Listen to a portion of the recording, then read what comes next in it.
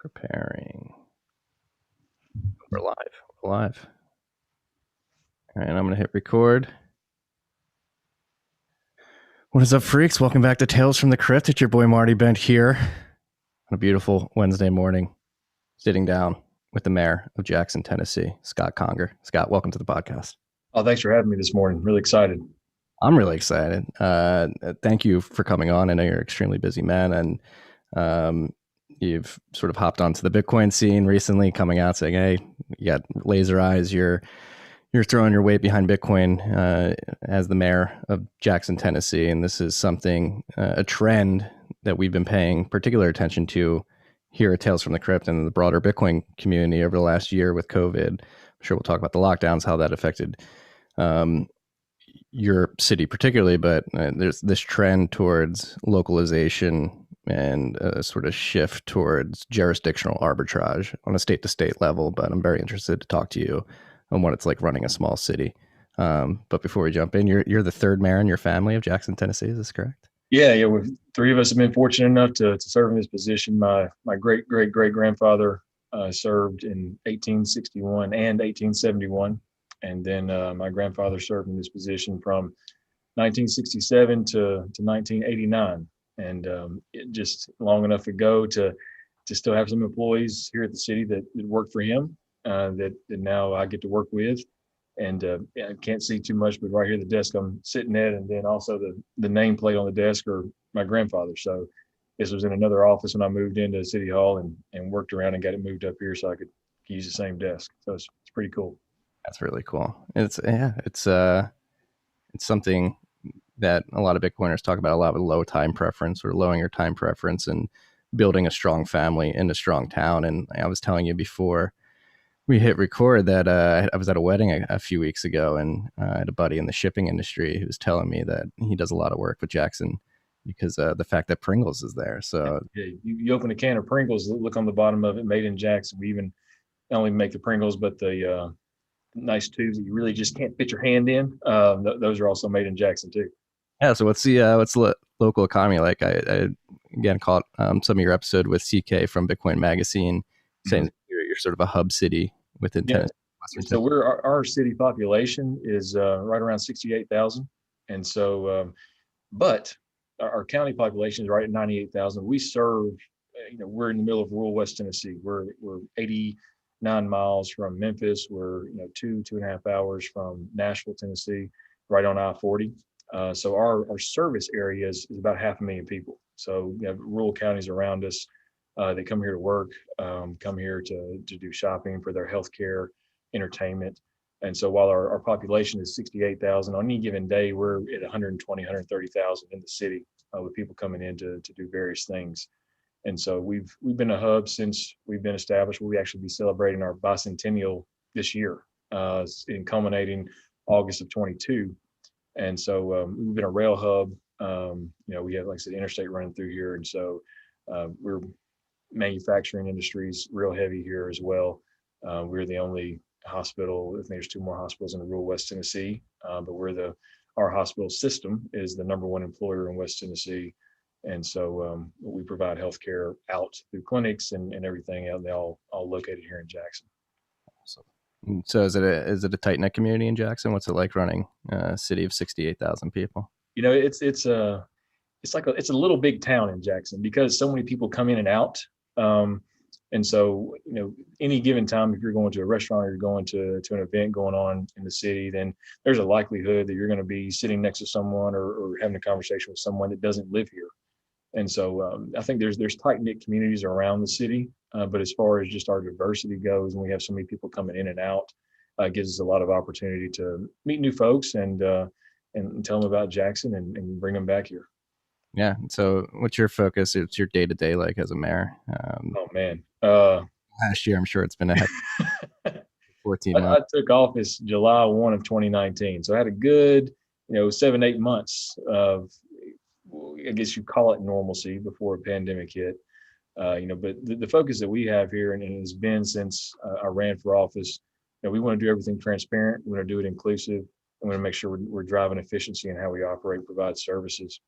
And then our focuses that we have are infrastructure, public safety, quality of life. We want to make sure people feel safe. We have some, I think with a lot of local governments and financial issues that we have to work through, that we are working through, and can put that investment in our infrastructure, and then make sure people have something to do and they want to live here, that they want to move here, they want to come visit Jackson. And so those are the three focuses. So everything that we do, whatever initiative it is, we ask the three questions: is it transparent, inclusive, efficient? And does it fall in the categories of infrastructure, public safety, quality of life? Yeah. Keep it simple, stupid, right?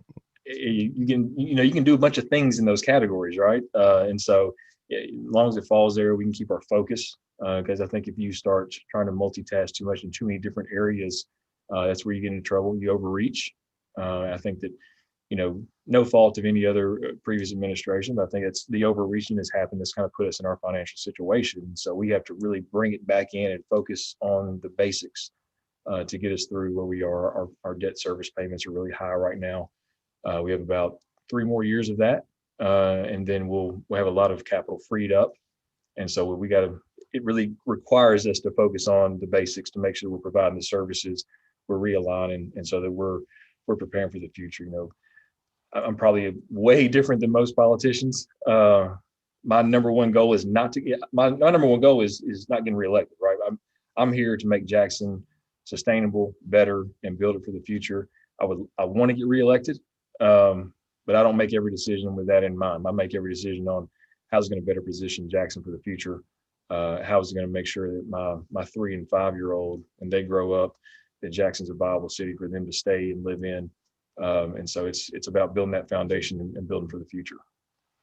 Yeah. No, like we were discussing before we hit record the book Strong Towns that is really always on the top of my mind, because it's crazy when you think of it, like you as a local politician, you're closest to the information source of what your citizens actually need. And I think the big problem in the United States right now is we've trended heavily towards the federal government making a bunch of decisions for the whole country. A bunch of people in DC far removed from the source of information, which is local citizens in small towns around the country. And we've come to find that these broad brush decisions that are made in DC tend to basically treat different parts of the country and affect different parts of the country differently, drastically differently. There's no one size fits all sweeping legislation that's going to impact everyone equally and fairly. And so that's why I've been driven toward local government, because you see that impact on a daily basis, and it's much quicker, not as quick as I want it to be, but patience is something I've learned. It's much quicker to have an idea and see it come to fruition and see the impact that it has at the local level than anything that's going to happen at the state and federal level. Yeah. It's, again, like I think people are starting to wake up to this fact. Yeah, maybe we do need to like sort of get back into the hole and focus on localities and decisions made at that level and be more grassroots about what's going on. All politics are local, and it's so disheartening to see the voter participation at the federal level. You see at a presidential election, and we're seeing 63, 64% voter participation. You get local elections, we're at 24. And so just that disconnect of the understanding of the decisions that are made at city council level, county commission level, those have a far greater impact on your day-to-day life than anything that Congress or Senate or the White House decides. Yeah, and that's why it's very interesting that Bitcoin's in the mix now, and seeing who gravitates toward Bitcoin, who puts their neck out there and says, hey, like, yeah, as a city, as a state, we're going to invest in Bitcoin, and this is a personal decision we're making. So obviously that's why we're sitting here talking today, is because you are one of the few mayors throughout the country who has decided to take a risk and throw your weight behind Bitcoin in some regards. So what was the process that led you to make that decision to inject yeah, pandemic treats everyone differently, and it has an effect on people, and you end up spending a lot more time on this and searching the internet because you're not able to go do things. And so Twitter, I think, is really what kind of opened me up to it, and looking at it and seeing articles and reading about it a little bit, and then seeing what Mayor Suarez was doing in Miami.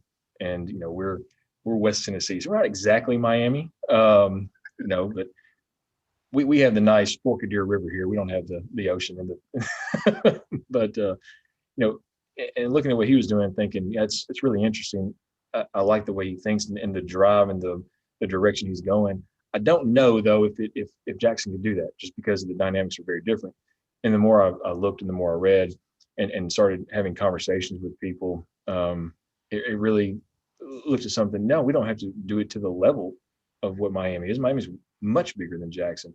But if we want to, back to what I was talking about, sustain the future for the city, for the citizens, and set up that ability to succeed in the future. Right now we're asking ourselves questions that have or in it. Do we want to buy a fire truck, or do we want to pave a street? Do we want to refurbish a building, or do we want to do something else? I want to get us to the point in the future, where however long that takes, that we don't have to ask the or question. We can just say, and we're going to do this, and we're going to do this, because we're so financially solvent and we're in a much better position to be able to have those decisions. And so, one conversation I had was with a local guy here who got into Bitcoin back in 2015.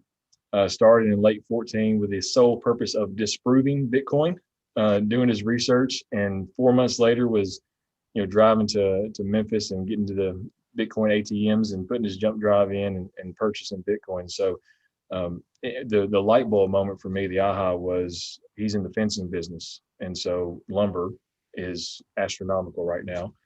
And his comment was, yes, lumber is, if you're looking at US dollars, lumber is crazy expensive. It's way more expensive than it was last year. But you look at it in terms of sats, it's actually cheaper than it was this time last year. And so looking at that ability, that decentralization of it, the long-term appreciation of the assets, we get into the short-term volatility, and until mass adoption, it's going to happen. There's going to be short-term volatility. We're seeing that right now. But the long-term appreciation of the asset and the utility of it, I think, will only enhance and increase.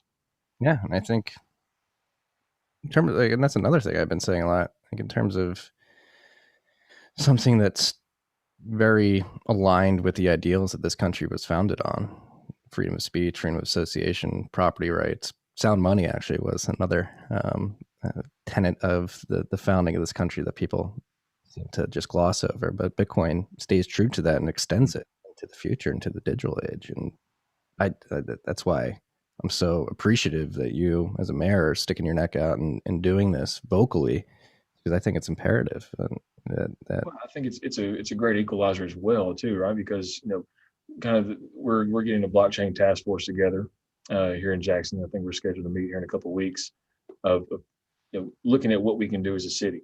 And we know that we have some hurdles to get over at our state legislation for us to be able to mine and hold the Bitcoin on our balance sheet. But we can do other things.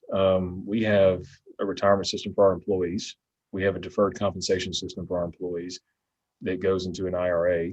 But what if we have another deferred comp system for our employees that they can utilize payroll deduction to invest in Bitcoin, to just take that out, utilize that DCA, and not look at it like I do every 5 minutes.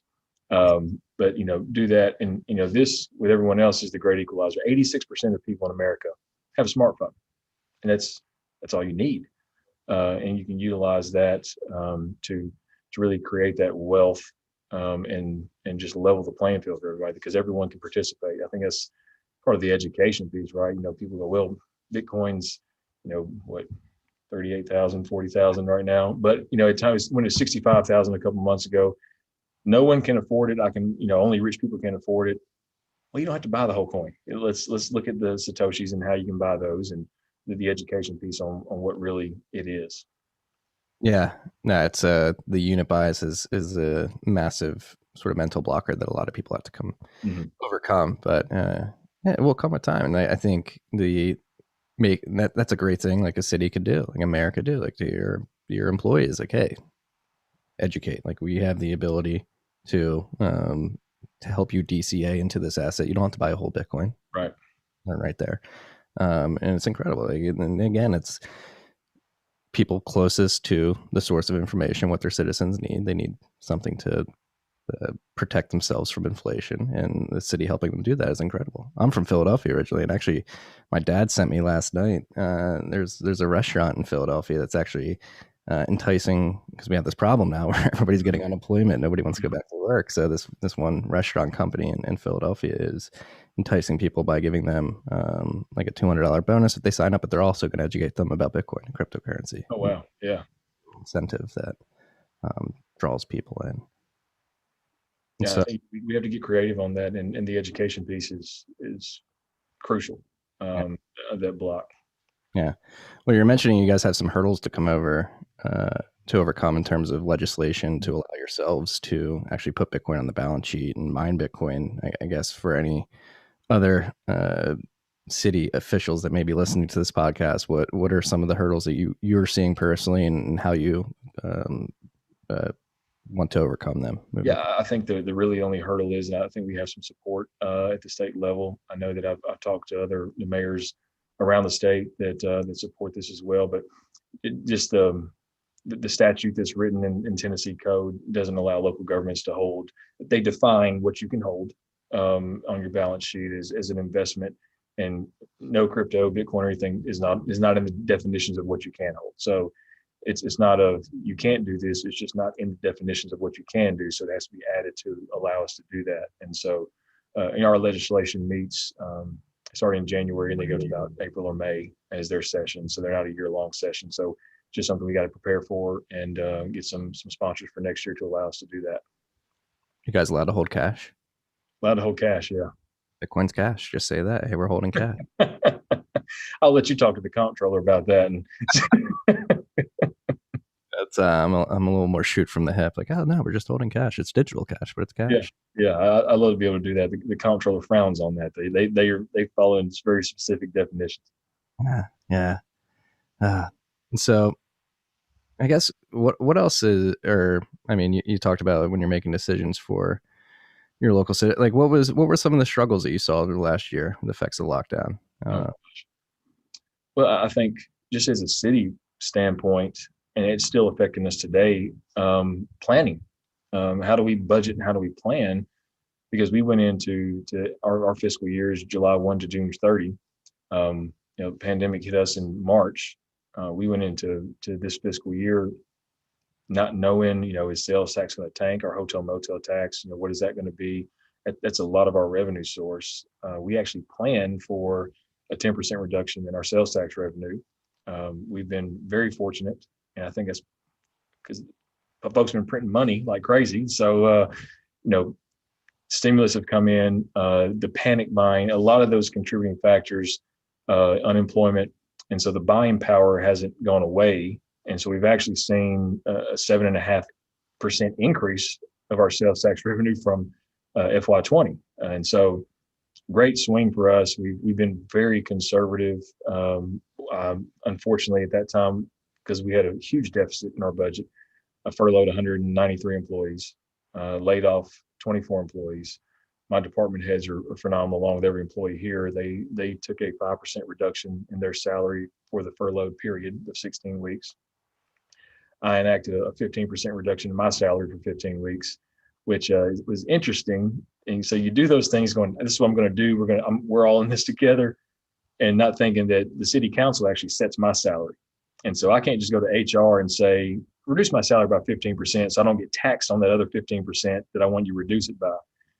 And so I got paid the full amount, got taxed to the full amount, and had to turn around and write the 15% back to the city. So the government still got me twice. But we did a lot of cuts, really realigned how we were going to operate.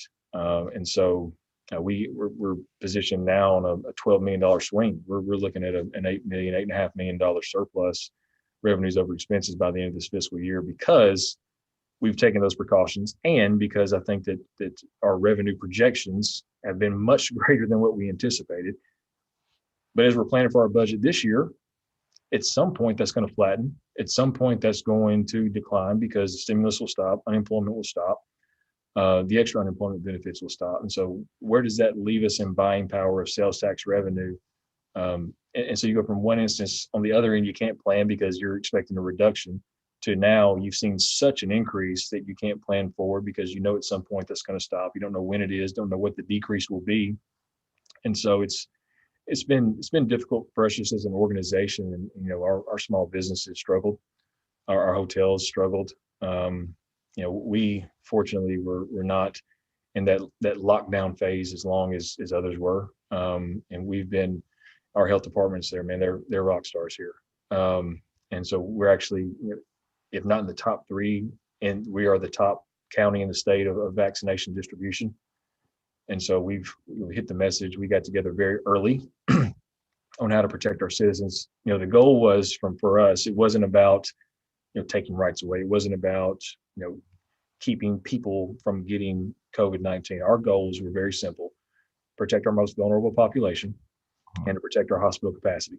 That was it. But we're the only inpatient hospital that can treat COVID-19 between Memphis and Nashville. And so we're serving 19 counties. And so we had a census. We were at one point, our hospital was nervous on what the overflow was going to look like. People, because you're having to quarantine people, and nurses are getting COVID and doctors are getting COVID. And so those are our goals. And when we got to the numbers that we felt comfortable with, we relaxed any of the business closures very early on.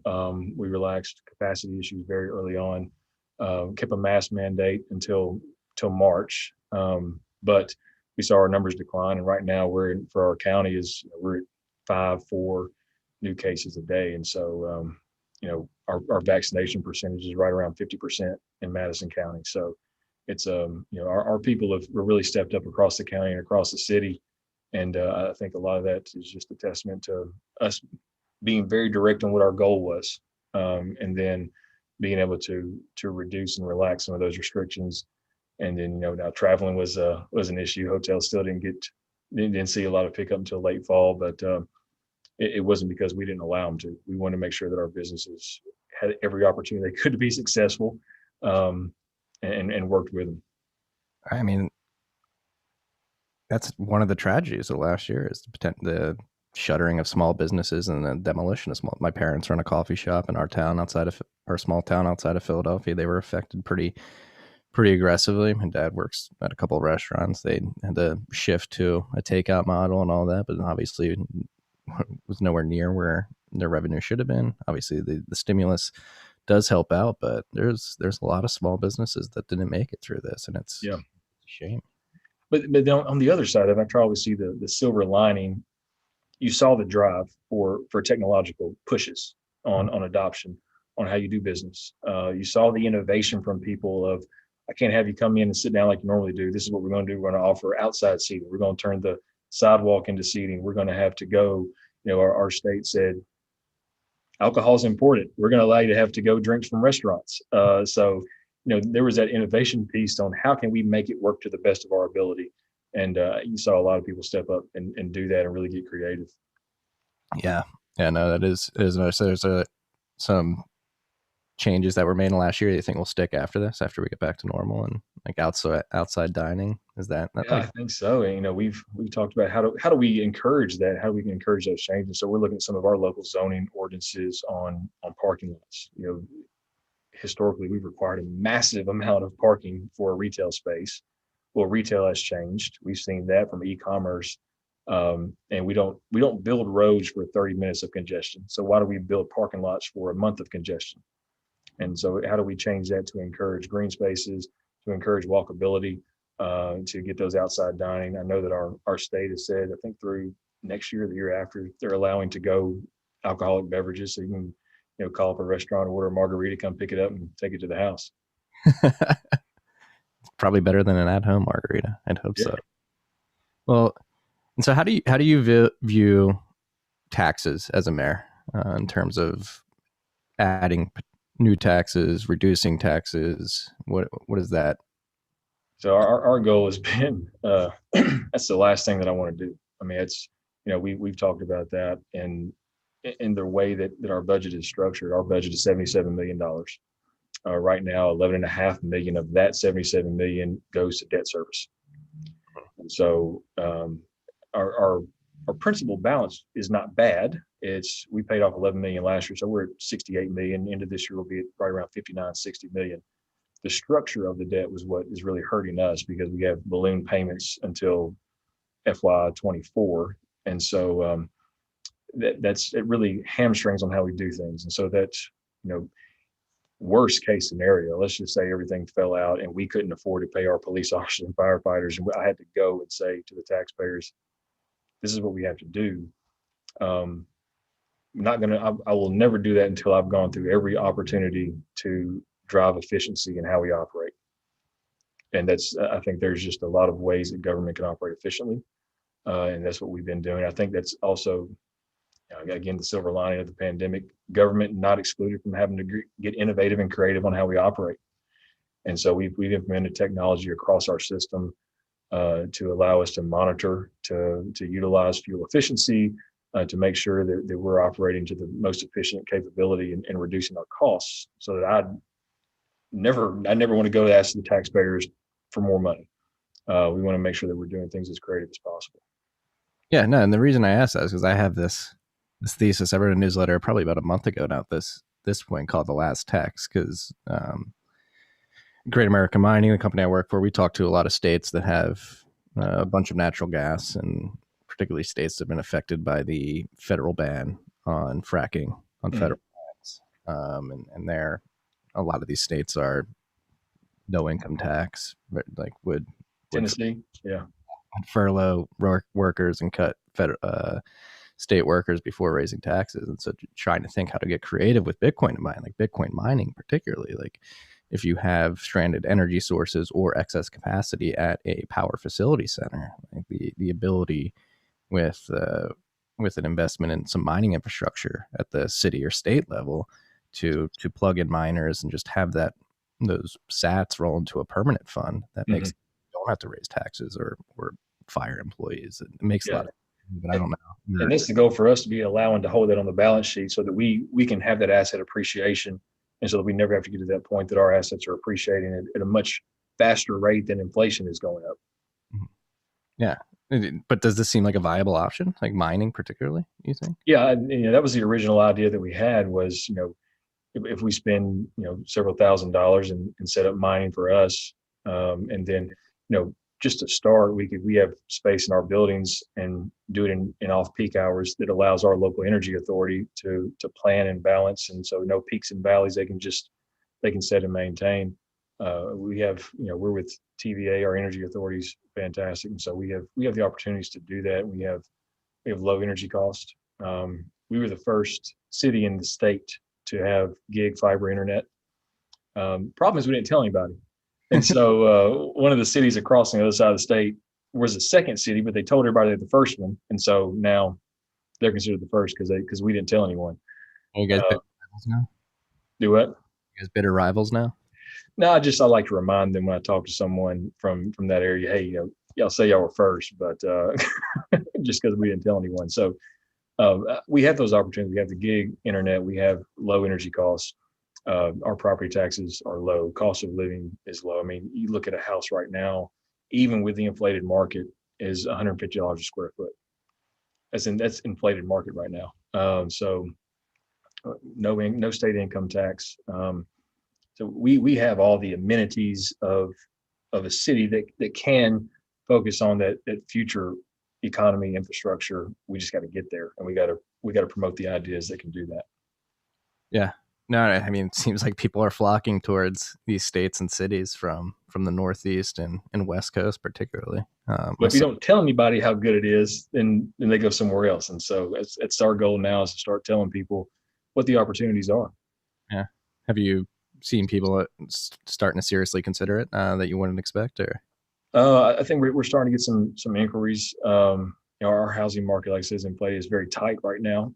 So we're having to figure out, what can we do to expedite the process of new construction? And like you mentioned earlier, unemployment, it's hard to get people on the job site. And so, I look at it as a great problem to have that we're having to build more houses because people want to come here.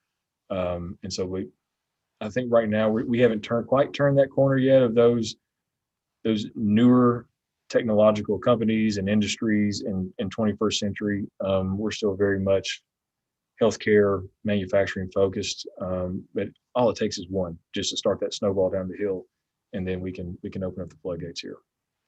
Tennessee's a beautiful state, freaks. I've had the pleasure of driving through the Smokies a few times and going to Nashville a couple times. Mhm. I didn't realize it was a no income uh, tax state until like. Yeah, no income tax, and our local taxes here for property is $1.96 per $100 valuation on the house. And then if you live in the city, pay county as well. It's 233. So yeah, very low.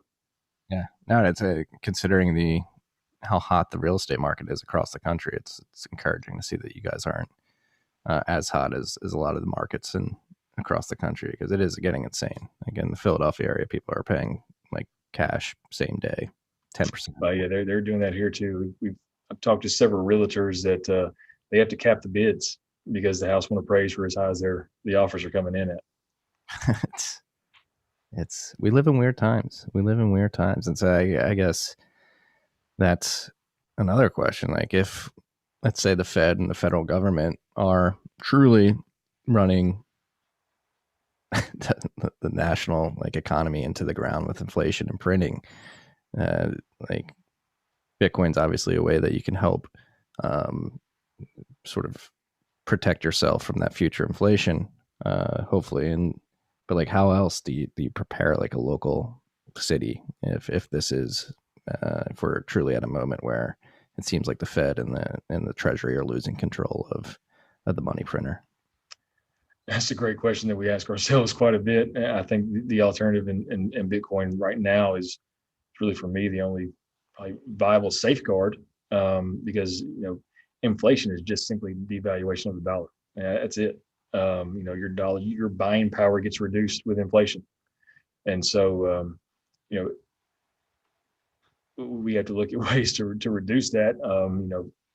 A dollar 5 years ago is now worth 65 cents, something like that. So it's tough because for us locally now, you want to be able to pay your employees. We're looking at how do we give bonuses, how do we provide cost of living raises, knowing that inflation is going to hit the highest mark since 2008. The cost for us to do business is increasing. Concrete is increasing. We want to build sidewalks. Asphalt is increasing. We want to pave roads.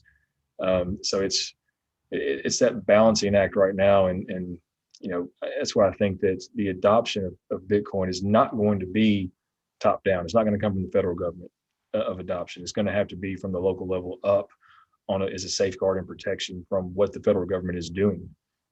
And so, you get in there and that disconnect of the people that you're serving because you're so far removed. It's hard to see the impact that you're having on those people. And so that's why I think this movement is going to have to be done at the local level and then go up that way. Yeah, no, that's why it's extremely encouraging to see that you're offering before you get this legislation passed that would allow you to hold Bitcoin on the balance sheet or mine Bitcoin. You're allowing your citizens to DCA in. Like, that's arguably one of the best ways you can do it, is that the citizens of your city just become Bitcoin holders overall, and they're just becoming individually wealthy over time. Yeah, absolutely. Protecting themselves, and then they're able to give back to the city that they live in, the strong town. Have you read the book Strong Towns yet?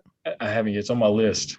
You got to read that, man. It's time to get to sit down and read is difficult between the job. I have my wife and I have a 3 and a 5-year-old. So the other day I was sat down trying to read a book, and literally could have been staring at the wall drooling for 4 hours, and my name would not have been called. The moment I picked the book up, both kids, Daddy, like, just, did y'all plan that?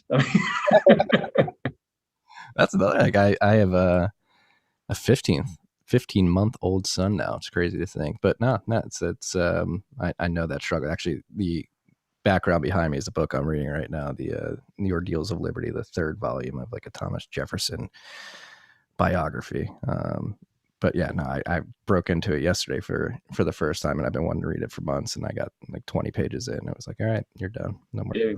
You got 20 pages in. I'm impressed. I only get like 5 in for my kids start hollering my name. I mean, as a father with young children, like fathers with young children, this is pretty I don't want to say stressful, but it's like, it really makes you think about the future and what we're setting up for our children. Correct? Like, Oh, absolutely. Yeah. And that was a conversation. I was elected to office when I was 35. And so, my son was, gosh, 15 months old when I was elected. My daughter was I think just turning 3. And so, when I announced my son was 6 months old. And so the question was, you have young kids, why? Well, partially was the reason why, selfishly, we wanted to make sure my wife and I had the conversation of, do we want to just hope for the best and go about our daily lives and hope that when our kids are grown, go to college, wherever they go, we want them to come back here and see Jackson as a viable option to live and to raise their family? Or do we want to have an active role in creating that opportunity for them? And selfishly, I don't want to have to get on a plane to go visit my kids and grandkids at some point. I want to drive 2-4 hours.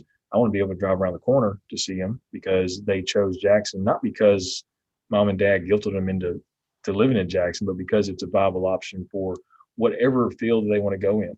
And I think in a lot of times as a dad, I've learned this: grown-ups really don't know how to talk to kids.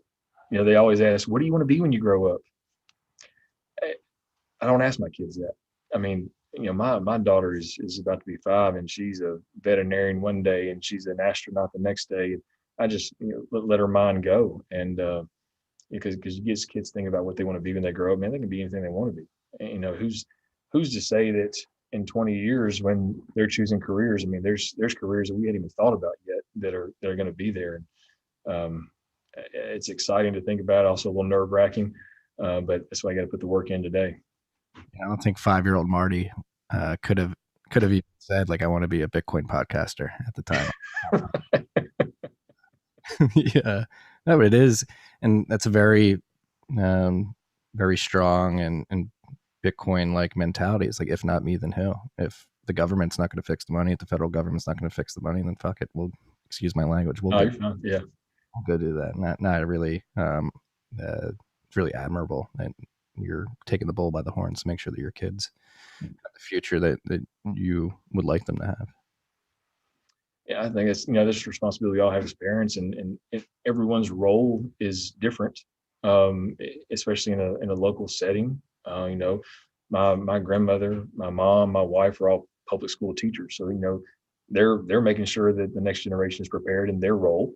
Whether you work in an industry or factory, whatever your role is, to create that environment for other people to be successful, to cheer people on when they're successful, and to make sure that we're all helping each other out. Yeah.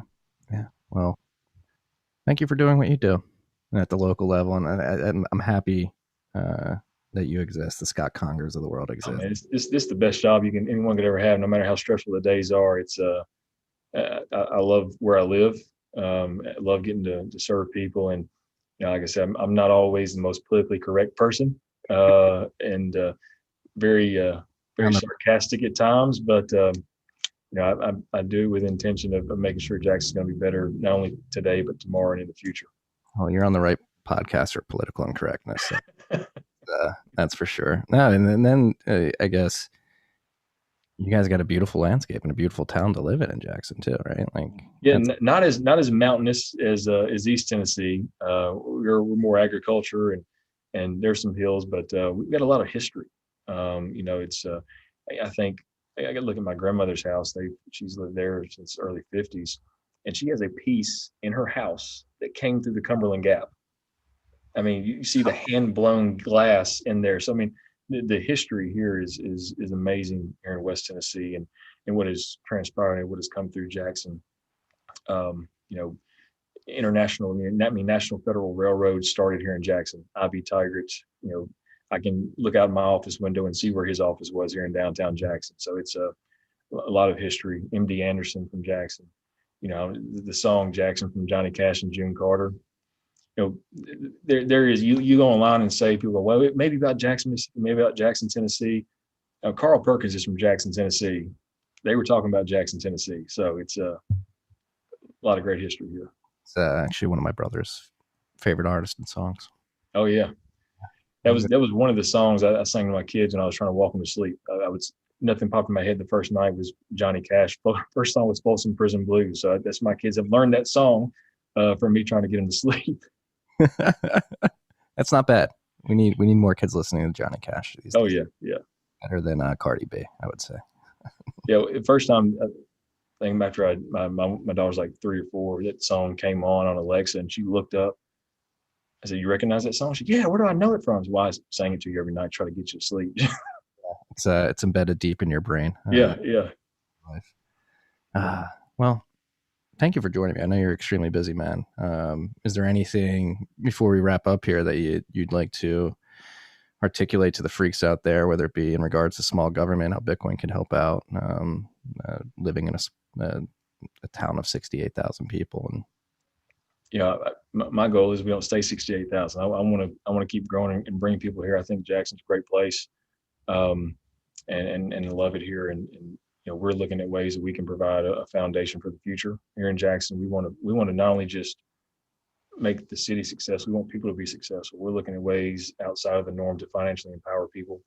We were one of the 5 cities across the country that received a grant from Cities for Financial Empowerment this last year to create a blueprint to financially empower people. And we want everyone to be successful, and whatever that looks like for them. My success is different from your success, and what that looks like, individualized success, but to realize their potential. And as long as I'm in this office, I'm gonna cheer anybody on that comes to Jackson and wants to do something good. well, I wish you luck. Freaks, go check out Jackson, Tennessee.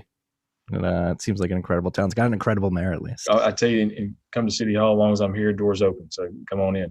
I sort of want to come check out that desk just to Oh see. yeah, it's great. And our director of maintenance guy, he refinished it, and it looks almost brand new. So it's great. It's low time preference passing desk down from grandfather to grandson. Well, Mayor Conger, thank you for joining us. I hope you have an incredible rest of your day, and keep fighting the good fight, man. Thanks, appreciate you too. All right, peace and love, freaks. Still live.